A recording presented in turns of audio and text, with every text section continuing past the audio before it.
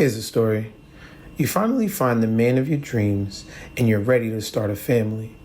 One day, he punches you in the face, chases you with a gun, and fires shots in your direction.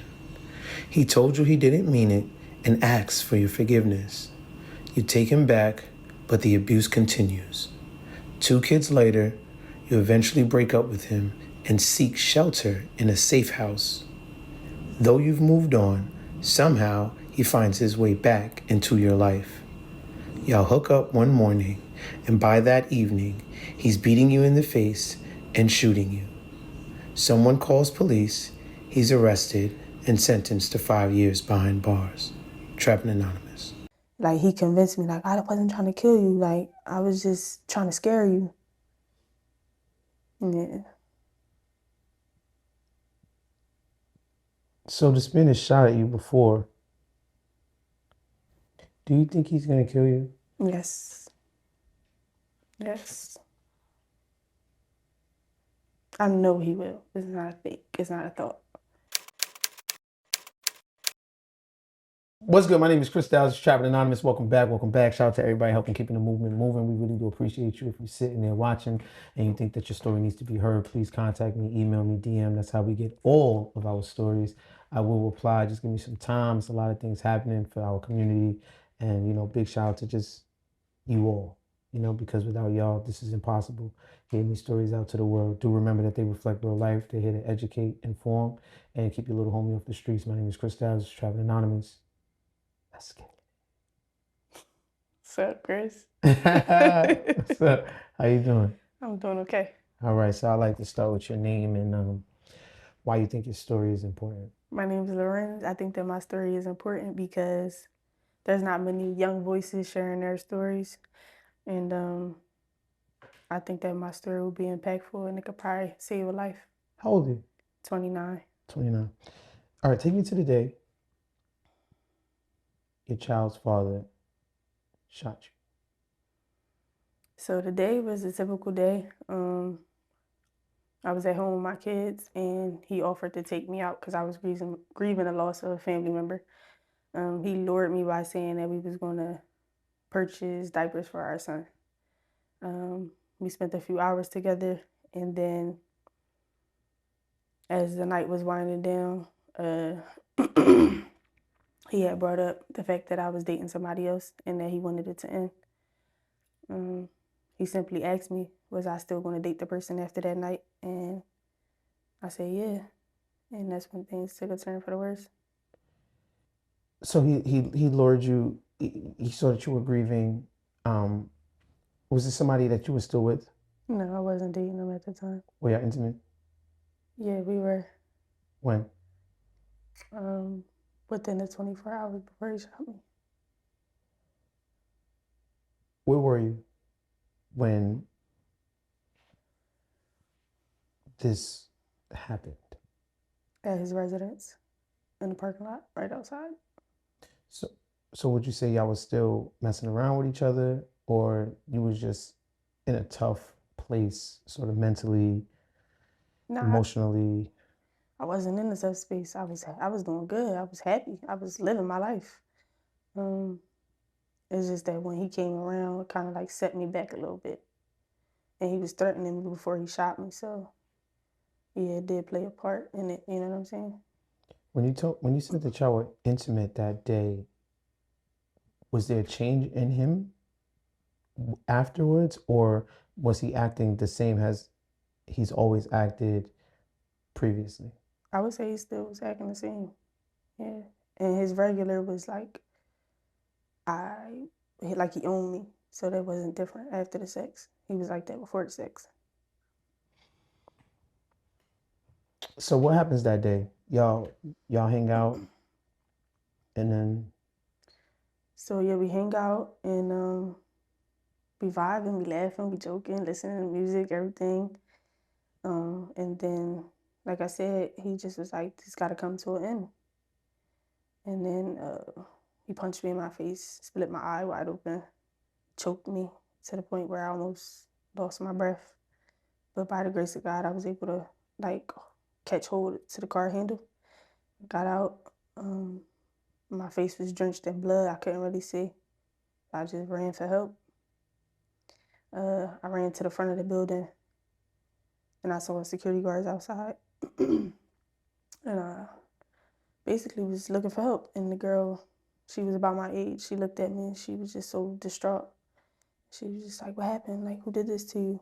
And at the time he was standing in plain sight. We both seen him and I pointed to him and I said, him. And she still didn't snap out of like being scared. So I ran and I ran to the side exit of the building towards my car and he chased me through the building. At what point did he shoot you? When we got back to the front of the building. So I decided in a split second not to jump into my car. So I ran to the front of the building and the doors was locked. When the doors was locked, he pulled me out the building by my hair and I tried to shake him. Like I tried to juke him real quick and run and that's when he shot me. Where did he shoot you at? In my hip. What was going through your mind?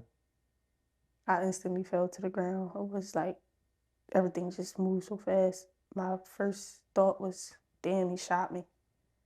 I couldn't believe it was like an outer body experience. Did you think you was gonna die? Yes. Like I thought I was gonna die right there. I didn't even think I was gonna be able to get up. I didn't think I was gonna make it back to my sons. It was like, I thought I was gonna die right there. You told me you had pulled off. You was out of there. You had left him after y'all was hanging out, had a great night. Yes. Sort of chilling, vibing. You get back to his house, and that's when he poses the question. And then you sort of felt like, I'm out of here. Yeah. So I left because I was uncomfortable. Like when he brought up the other man, I just got uncomfortable. And I was like, I gotta get back home to our kids. Even though they was with a babysitter, I thought like, nah, I just need to leave. Something told me to leave. And then he called me when I got about 3 or 4 blocks away from his house. And I still had that feeling like, don't turn back, don't turn back. But I did. And then when I got back, it was like I seen for the first time that he was drunk. He was impaired. He was angry. But I couldn't leave because I felt like I was stuck. Like he swung my car door open and was standing right in my face. And I just felt like I was stuck. Were you afraid of him? Yes. You told me you were in a safe house. Mm-hmm. Being protected from him. Yeah. And then you had got shot by him because you was still seeing him. Yeah. So to speak to that, because someone might ask, you're in a place protecting you from this guy, you still go see this guy, and then he shoots you. So it's like, sort of like Stockholm Syndrome. Okay. I was in denial. Like, I was with this person for years, almost 6 years. So I was in denial that he would ever like really hurt me. Like he hurt me before in the past, but I didn't know he was capable of trying to kill me. So I don't know. I left the safe house thinking that if I stayed in connection with him, if I still talked to him, that he wouldn't hurt me. I know it don't make sense, but that's just what it is. It makes sense. What was the first domestic violent sort of dispute that y'all had? I'm sure this wasn't the first. Right. So one of the first ones I remember, he came home drunk one night and he was upset that I was upset that he came home drunk. So he just wilded out on me. He choked me and I ran to my living room. I mean, it happened in my living room. I ran to the bedroom to get away from him.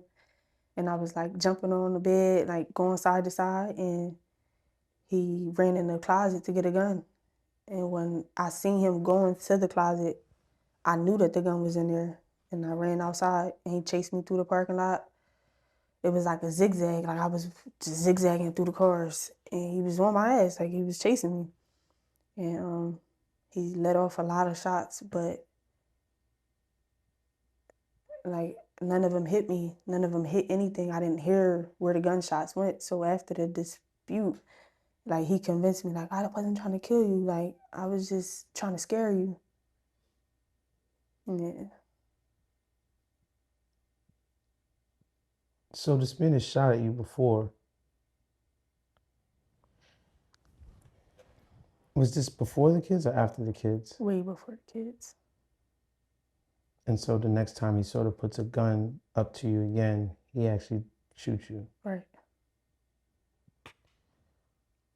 You say you got shot in your hip. Do you feel like he was aiming for your hip? Or do you think he was aiming for something else? I don't know what he was aiming for. I know he was aiming for my body. I know he wanted to inflict pain. What's this guy's track record? Is he like a career criminal? Is he like...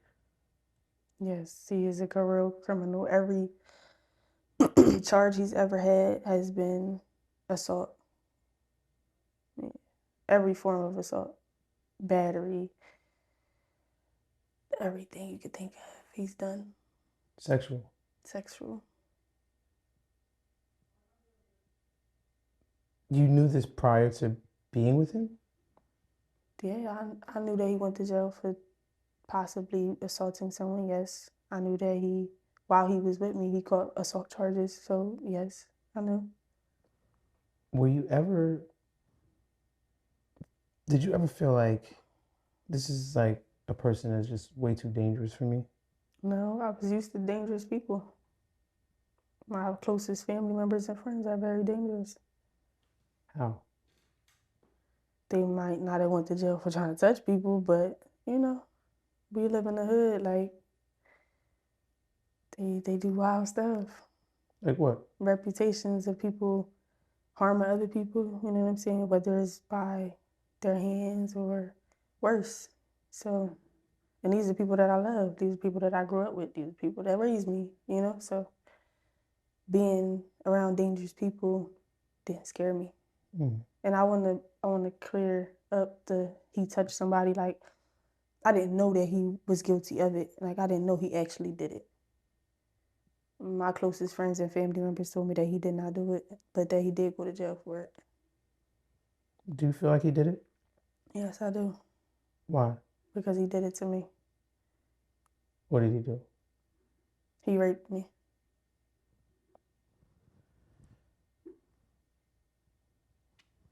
I'm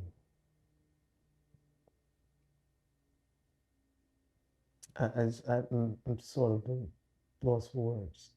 Just because it feels like I don't know. It's like this pain. It's like this trauma bond that you guys had, and he met you at your pain, and you met him at his. Yes, 100%. And for so long, this confusion worked. You told me that during the day he was the sweetest guy you'd ever know. For sure. And then he'd be drinking and he turned into somebody completely different. Yes. Where do you think his trauma met yours? Our childhoods were very similar. We was like the only child, getting bullied at school, getting beat at home, not having voices, And then when we grew up, we developed these personas that people liked. Like, he was into the streets, he was in the gang, he was cute, he was muscular, all those things kind of like attracted people to him. And then same with me, like, I grew up, like, people gravitated towards my personality, and then I started kind of being the bully too. So yeah, that's where we bonded at. And I think also we just probably wanted a safe place, you know what I mean? Like, to really just be ourselves and be able to talk to somebody else about what we had been through. Because, like, before me, he hadn't told anybody half of the things he went through, and vice versa. Was there any sexual abuse to you as a child? Yeah. Yeah.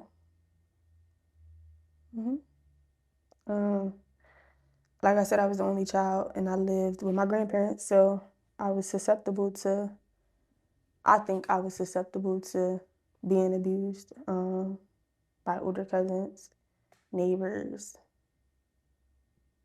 Yeah. I remember when I started my credit score journey, and trust me, it was not fun. It was a pain in the bleep.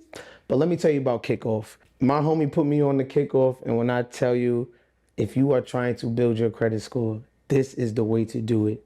This is the only way. Now, it's not a fast track program. We're not selling you on that. Most of us don't have credit cards, secured cards, ways to build our credit. One thing that Kickoff does that I really love is it opens up a line of credit for you and it can help build your credit score with Kickoff.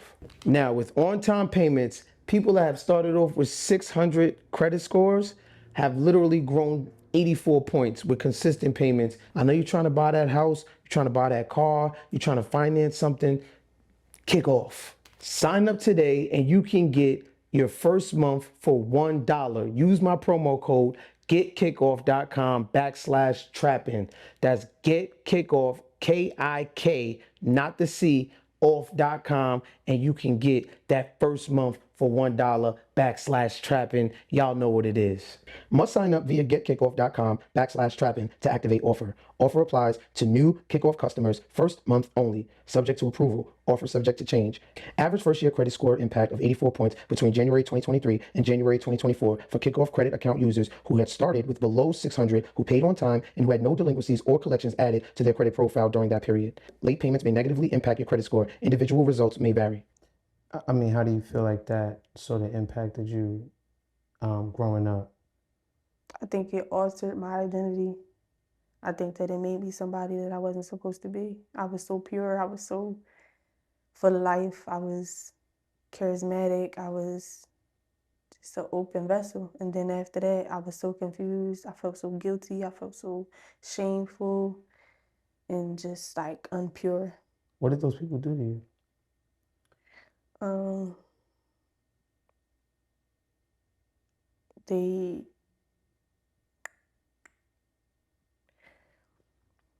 they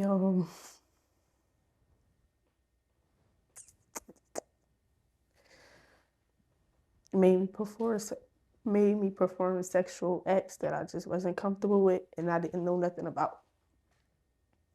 That's what they did.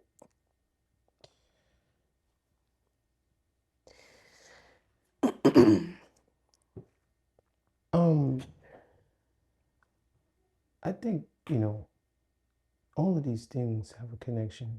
For sure. They all connected. And I ask these questions. I ask these questions not to just dig deep into the furthest part of your trauma, but to give people a perspective.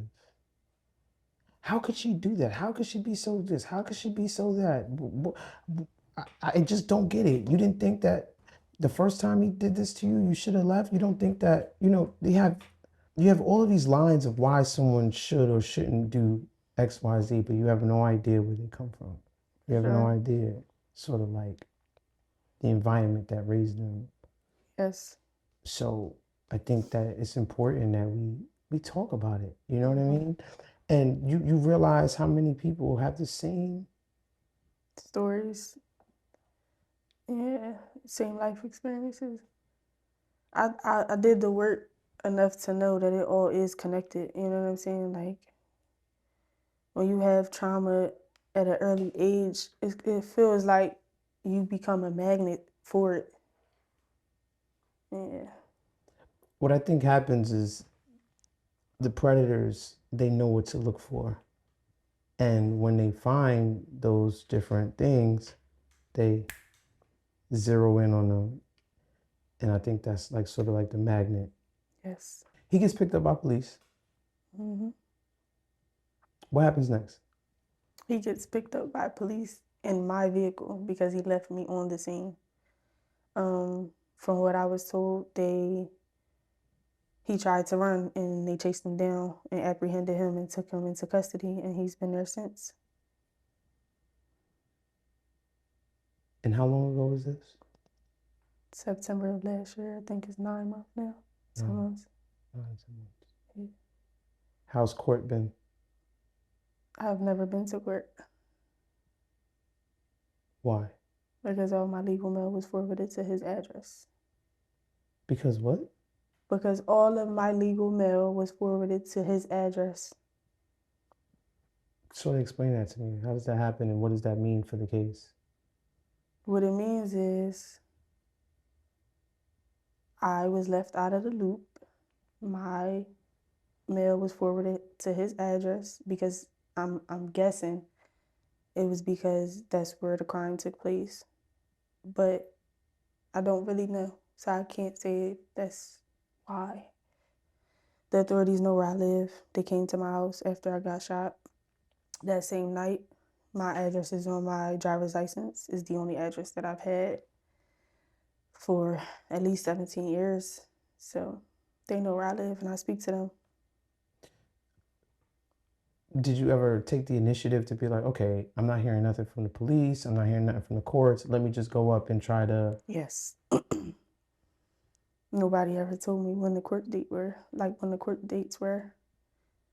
And they never gave me any paperwork, like a discovery or any facts regarding the case. I don't even know what he's charged with.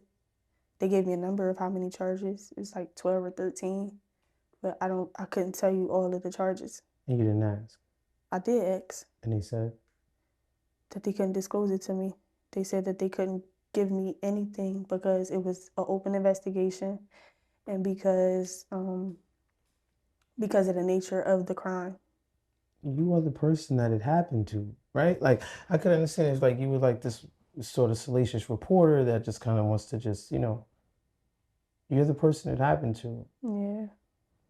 And more so because he has everything.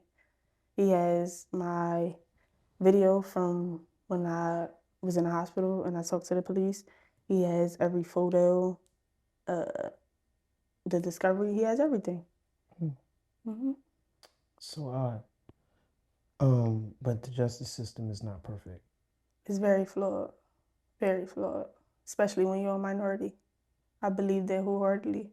When you come from the inner city and you look like me, it's very hard. Some days I feel hopeless, I feel alone, I feel like I don't have a voice because I wanted to be in those courtrooms. I wanted to stand up for myself. How much time is he looking at? 5 years. 5 years? 5 years. 4 years because he already got almost a year in. How? How? Like, based on what? Like, what is... I don't know because there's footage of the entire crime from start to finish. He was identified as the person who shot me. He admitted to shooting me. That's why he was offered the deal. It's not a case where they don't know who did this. You told me that when it first happened, you were sort of like, be lenient on him. This is the father of my child. I don't want him to get the max.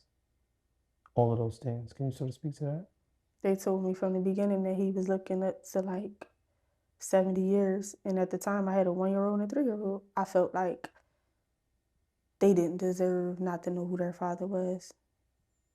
I know it sounds twisted because he's a monster. They shouldn't know a monster, but at the time, the state of mind that I was in, I just felt sorry. I felt like, oh my gosh, no, don't take him away forever.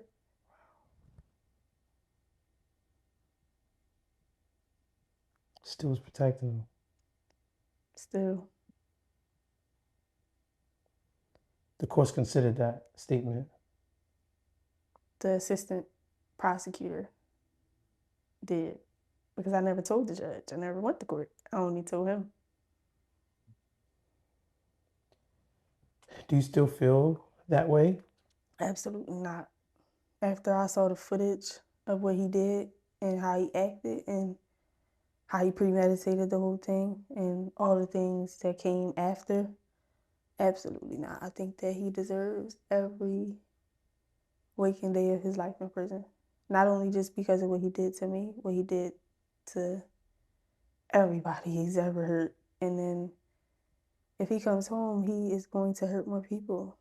Like, that's undeniable. Like, is a fact at this point. Like, he is a menace to society and to himself and to jail. Because even when he's in jail, he still hurts people. How do you know you won't go back to him? How do you know that now is okay, I'm really done, given everything that you've been through with him? I think I know now because I know me. You know what I mean? Before, I didn't know myself. I didn't know self-love for real. I didn't know God for real. This whole experience just revealed who I am and who God is, and I know that I can take on the world by myself now.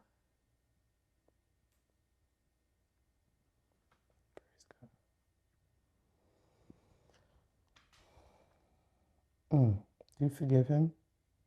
Forgave him when he shot me. Like, right away, instantly, I forgave him. I don't know why, but I did. What does that look like? What does that sound like? It hurts because you want to be mad, you want to be angry, you want to be just as malicious, but I couldn't be because I know that it's a hindrance to me and my spirit and where I want to go in life. So I just forgave him. He didn't deserve it. I know he did, but I did. That's one less bag that I have to carry, one less weight that I have to carry. For sure. You told me that when you looked at the video, his body language, it was cold, it was callous, it was. Does he still contact you while in prison? Yeah, he was. What was he saying? That he wanted his family back, that he didn't want to live without us. He was threatening me. He was saying that I couldn't be with anybody else but him. That he was going to go to the ends of the earth to make sure of that. He said that I took a bullet for it. Can I say that? That I took a bullet for it. And that I couldn't move on. How did that make you feel? Stuck. Like, I wasn't making any progress. Like, I couldn't move on. Like, I wasn't safe. Like, I had to talk to him to protect myself. It also made me feel like I was stuck between reality and fiction. Like, I knew that he didn't love me. But for some reason, I was like, this is a person that I know. This is somebody that I loved before. Maybe he is going to change. So it was just like a whole bunch of things, a whole bunch of emotions, a whole bunch of thoughts. Do you think he's going to kill you? Yes. Yes. I know he will. It's not a fake. It's not a thought. He told me that he would. And there's no protection for you. There's no one. He's going to do his 5 years. He's going to come home. Where are you going to go? Somewhere safe, somewhere where nobody knows me. And obviously, not to give up the spot, but these safe houses, these places that are there for people like you, sort of protective custody, like something like, is there like a plan? It was a plan. I did contact the safe house, but in my area, it's like so hard to get in somewhere. You know what I'm saying? It's like full. This happens all the time. So it's like hard. And then when I did secure one, it was miscommunication on their end and they gave it away. So when I move, it'll be because I put in the work to move, not because of a resource, not because of state funding, not because of all those things. What are you going to tell your kids one day when they ask, where's dad? I want to talk to dad. I want to see dad. Or do I have a father? What do you tell? What do you tell a kid? Well, my oldest son, he's 4 right now. He does ask where his father is. Right now, I tell him that he's just not around and he's somewhere where people go when they do bad things. As he gets older, I'll tell him more, but I know for sure that I'm not going to lie to my kids. And they know that they have a father. They know who he is. They will always know who he is. Hmm? What are you going to do to ensure that he stays in prison? Everything in my God-given power, whether it be protests, whether that be going on platforms like this, whether that be I done reached out to the commissioner's office. If I gotta go to DC, I'm going all out for it because my life is on the line. Are you dating? Yeah, I'm dating. What does the men you date sort of think about your situation? I mean, this is like, it must be terrifying for them. They try to, be serious with someone in such danger and such strenuous circumstances. Yeah. Of course, another man would say, "What was on his mind? Why would he do that? He's crazy. Why would he try to kill the mother of his children?" And then right afterwards, it's like, he's a danger. Like we need to protect ourselves. Yeah, it's hard dating because you don't want to put nobody in danger, and you don't want them to inflict danger on anybody else. So it's just like, do I date? Do I stay single? It's tough. It's really tough. These decisions that we make in our lives, for whatever reason we make them, we always have to deal with the consequences of them. Yeah. Just like we deal with the rewards of them.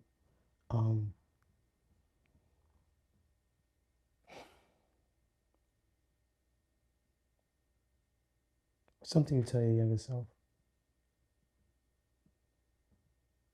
I love my younger self. I wish she would have known. I would tell her that you have everything that it takes to be who you want to be. That's what I would tell her. I would tell her, love herself.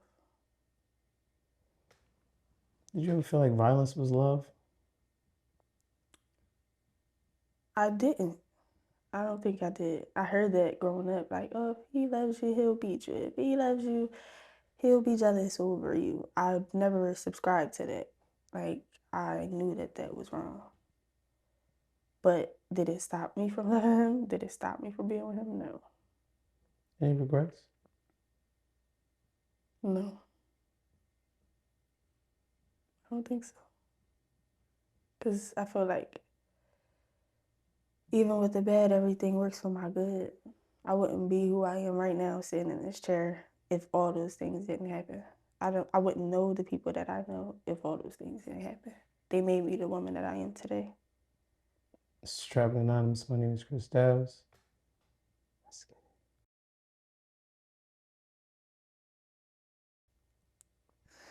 I want to say it with you. That's so cool. You want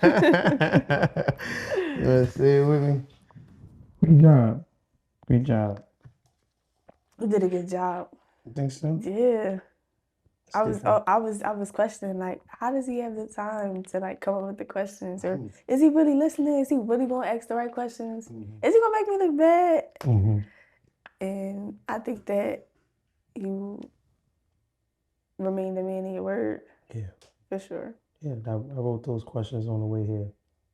You did a good job. I think that when we sit down and we have these conversations, a lot of people don't know all the work that goes into it.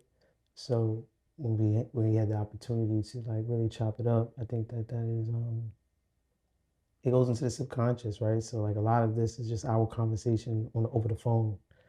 A lot of people don't get to see that part of it, and I just think that it's the work. If you're gonna do the work, really really jump into it, really care about the people, really listen to them, and help tell these stories. So hey man, it's we working together here. It ain't just me. Trust me.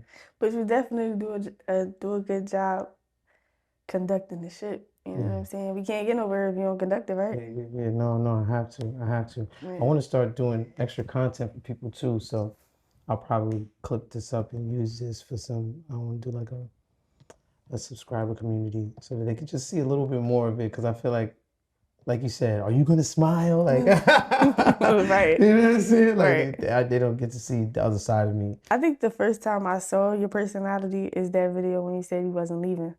Remember, Oh yeah, you yeah, like yeah. psyched us Yeah, out. yeah, yeah, yeah. That's when I finally seen you. I I'm like, was oh, he ain't an asshole. Like, oh, he do smile. He do got jokes. yeah, I gotta start Yeah, making more bubbly content. I want for because sure. it's just you don't want to seem rude. Right. You do seem rude. Yeah, I told you that. you don't want to seem rude, but I've always got that. Let's be fair. I've always gotten I was unapproachable. Me Um, too. yeah, like and I don't know, like I've always been on the stage. I've always been popular. I've always so it's kind of the dichotomy between being popular and being unapproachable. I'm just like, how does this work in y'all minds? Same, for sure. You know what I'm saying? And Yeah. I just always wondered about that. But no, I'm a good time. I'm fun. I'm chill. Like and not just like how people be saying I'm fun. No, I'm really fun. Like I'm mad fun. Right, Carl? Carl out there. I'm a cool dude. But yeah. Even past the asshole persona, like Mhm. I knew you was a good person. If I didn't, I wouldn't be here. You know what I'm saying? So it's something about you that supersedes the unapproachable. Yeah. I think people too. People aren't as stupid as like we think. Oh, everybody's fucking dumb. Like no, they're not. Like Right. people are not stupid, right? Like I think that they can gauge a lot of your demeanor. They can gauge a lot of who you are. They can gauge a lot of if you're being sincere, if you're not, if you're trying to trick them, fool them, Yeah, right? for sure. Some people do slip through the cracks. Don't get me wrong, but if you have something outstanding, long lasting for a great period of time, people will figure you out by now. You know what I mean? Yeah. You never like. Human nature, like Mm. one thing I noticed about people is that they can't hide for too long. You know what I'm saying? Like we know this community, like it's so many scandals that come out, and it's just like anybody, if you do wrong, it's gonna come out eventually. You know what I'm saying? So 100%. I want to commend you because you're not like your coworkers. Hey man, hey man. Pound it, pound Oh, it. pound it. Yeah. And I tell them too, don't give me too much credit. You know what I'm saying? Yeah, because Because you're there's human gonna be too. times I fall short. There's gonna be Yeah. times where I don't live up to people's expectation. There's gonna Yeah. be times where, you know what I mean? I'm just Yeah. not who people perceive me to be. And Yeah. that's the one thing that I really do hate about like spotlight and attention and things like that is that people have this pedestal that they have you on and that you have to now live up to. And I'm like, no, please. No. Yeah. I see myself in every single person that gets in that chair. What made you want to do this? I had $1 million stories on my blog.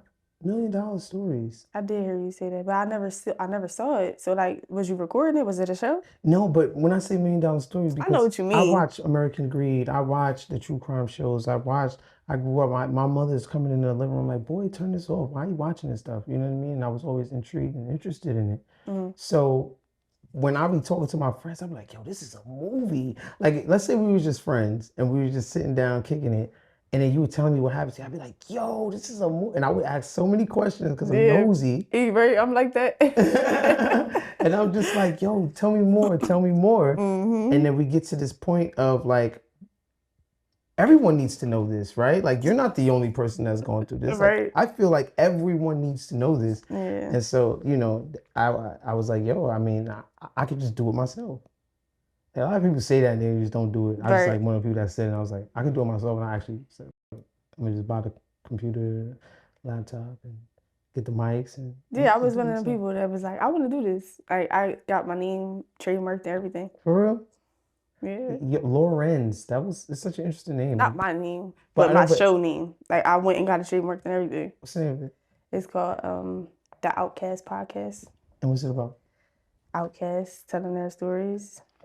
Really? Yeah. I didn't know you were interested in this work. Yeah, this is like my regular everyday life, right? I be interviewing people all the time, everywhere we go. Why?